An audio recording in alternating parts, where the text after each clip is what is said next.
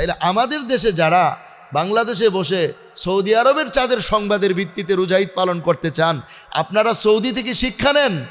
Afghanistan, Niger এবং মালিতে আজ ঈদ হচ্ছে। পৃথিবীর এই 3 দেশে ঈদ হচ্ছে, আর কোনো দেশে ঈদ হচ্ছে না।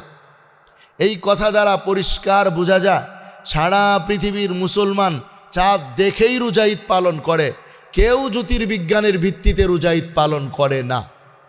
2 নম্বর বিষয় যেটা বোঝা যায়, যেহেতু এই 3 দেশ করছে, সৌদি আরবও করে নাই, অন্য কোনো দেশ করে নাই, তাইলে বোঝা যায় সৌদি আরব সহ অন্য দেশের চাঁদের সংবাদের ভিত্তিতেও ঈদ করে না। আমাদের দেশে অনেক মুসলমান ভাই আছেন, তারা বলেন পৃথিবীতে যে কোনো জায়গায় চাঁদ দেখা গেলে সবাইকে ঈদ করতে হবে। গ্লোবাল ঈদ বলে এটাকে, গ্লোবাল ঈদ, বিশ্বের সাথে একসাথে ঈদ করা। আমি তাদেরকে অনুরোধ করে বলবো, আপনারা দেখেন আজকে এই 3 দেশে ঈদ হচ্ছে, আর কোনো দেশে ঈদ হচ্ছে না। এতে বোঝা যায় পুরা পৃথিবীর মুসলমান গ্লোবাল ঈদে বিশ্বাসী নয়। সারা পৃথিবীর মুসলমান চাঁদ দেখার উপর বিশ্বাসী, যার কারণে আফগান, নাইজার, মালি রোজা ঈদ পালন করতেছে, আর কোনো দেশ করে না, সৌদিও করে না। তাইলে বোঝা গেল সৌদি আরব অন্য দেশের চাঁদের সংবাদ গ্রহণ করে না। তাইলে আমাদের দেশে যারা বাংলাদেশে বসে সৌদি আরবের চাঁদের সংবাদের ভিত্তিতে রোজা ঈদ পালন করতে চান, আপনারা সৌদি থেকে শিক্ষা নেন, অন্য দেশ থেকে শিক্ষা নেন। তারা কেউ করে না। কেন করে না?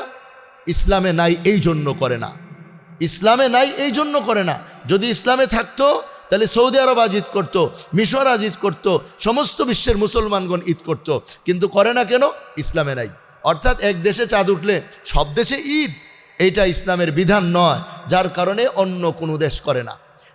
পরিষ্কার হয়ে গেল গ্লোবাল ঈদ ইসলামে বৈধ নয়, আর সৌদি অন্যের চাঁদের সংবাদ গ্রহণ করে না। এজন্য আমাদের দেশে যারা সৌদি আরবের চাঁদের সংবাদের ভিত্তিতে রোজা ঈদ পালন করতে চান, সেটাও ইসলামের বিধান নয়।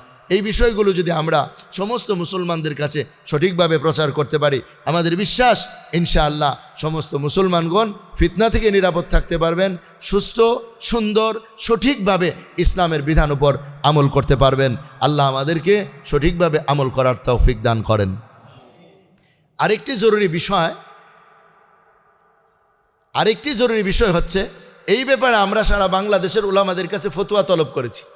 আলহামদুলিল্লাহ, সারা বিশ্বে একই দিনে ঈদ করা যাবে কিনা, জ্যোতির্বিজ্ঞানের উপর নির্ভর করে রোজা ঈদ পালন করা যাবে কিনা, এক দেশে ঈদ হলে আরেক দেশের সবাইকে, সারা পৃথিবীর সবাইকে মানতে হবে কিনা, এই ব্যাপারে আমরা সারা বাংলাদেশের উলামাদের কাছে ফতোয়া তলব করেছি। এই যে আমাদের এখানে মারকাজুদ দাওয়া আল ইসলামিয়া বাংলাদেশ, অর্থাৎ আমাদের বাইতুল মুকাররমের খতিব সাহেব হুজুর হযরত মাওলানা আব্দুল মালিক সাহেব হুজুরের পক্ষ থেকে ফতোয়া আসছে। এখানেও উনি এগুলোতে পরিষ্কারভাবে আমরা যা বলেছি তা বলে দিয়েছেন। পিছনে হুজুরের দস্তখত পর্যন্ত এখানে দেওয়া আছে। 2 নম্বরে আমাদের এখানে ফতোয়া আছে বসুন্ধরা ইসলামিক রিসার্চ সেন্টার থেকে। তারাও এখানে আমাদেরকে প্রায় 10-12 পৃষ্ঠা পর্যন্ত ফতোয়া লিখে দিয়েছেন যে না, এইভাবে ঈদ করা, রোজা করা কোনোভাবেই বৈধ নয়। এখানেও তাদের দস্তখত রয়েছে।